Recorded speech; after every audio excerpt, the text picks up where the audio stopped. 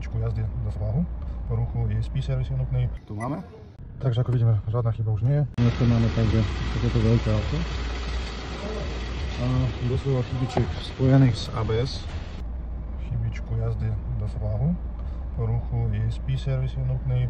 Svietia sa nám takéto chybičky, teraz urobíme diagnostiku. Takže, tak ako my máme chybu po pravom snímaču, bolo to celé tu preverené a zistili, že snímače sú v pohode, kabeláž na ľavý konektor je v poriadku a na jeden konektor, tento oranžový, čo ide na pravú stranu, je asi niekde postrhaný.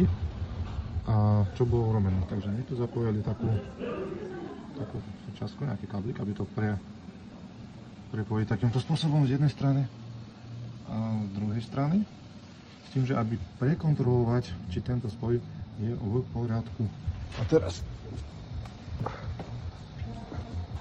čo bolo urobené s tým, že našli sme riadiacu jednotku ABS, ktorá je tu.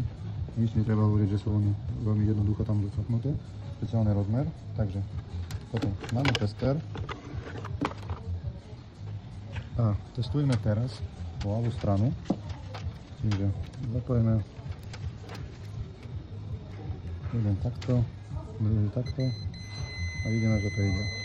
Toto máme konektor číslo 18, toto máme, ne naopak, toto je 18, toto je 31. A to máme tu. A potom prepojíme to na vedľajší. Je to číslo 17 a 29. A tu vidíme, že žiaľ, to nie je. Takže máme niekde pretrhaný kabel a budeme teraz to kontrolovať. Na testovanie kabeláže použijeme špeciálny nástroj na to, aby preveroval túto celú kabeláž. Teraz je to zapojené správny kábel, takže museli sme to celé trošku prerobiť, pretože tento nástroj posiela dosť špecifický signál a s tým, že tieto dva káble, oni idú spolu takto viazané a medzi sebou signál sa posúva kvôli elektromagnetickému polu. A teraz ten konektor, ktorý je funkčný, my zapojili na kostru, aby odísť od toho. A teraz tento druhý už by nemusel zvoniť sa tak jednoducho, pretože ten druhý mu to nedovolí, tak ako je na kostre. Teraz skúsime to prezvoniť. Takže našli sme jedno miesto, kde signál máme.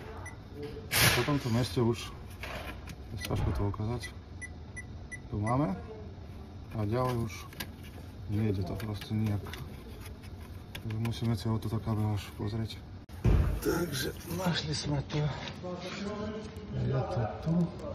Je taká maličká bodka. Zvýšli to rozobrali, už to niekto niečo robil. A nakoniec máme toto poškodenie. Zastriehaný kabrík. Zostáva len. Takže máme ten kabel niekto ako právený, je to dosť ťažké v tomto mieste, ale by malo to fungovať. Takže ako vidíme, žiadna chyba už nie je. Ukážeme, že rýchlosť na každom kolese ukazuje sa správne. Či ten fokus išiel dobre. Už to ide ako má.